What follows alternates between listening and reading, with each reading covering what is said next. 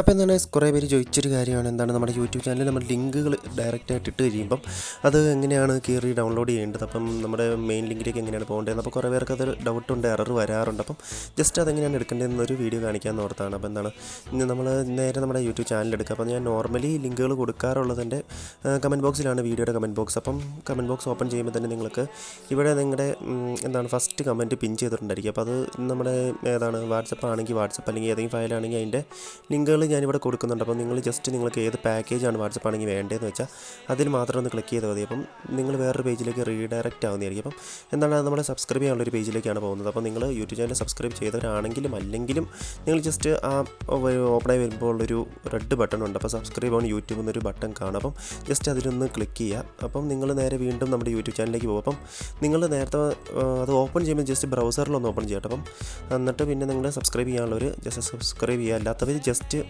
ഇത് ഒന്ന് ഓപ്പൺ ആക്കി മതി. ഈ ലിങ്ക് ഒന്ന് ജസ്റ്റ് ഓപ്പൺ ആക്കിയിട്ട് വീണ്ടും അതിലേക്ക് നമ്മുടെ ബ്രൗസറിലേക്ക് പോവുക. എന്നിട്ടത് അൺലോക്ക് ലിങ്ക് എന്ന് പറഞ്ഞൊരു ലിങ്ക് കാണും.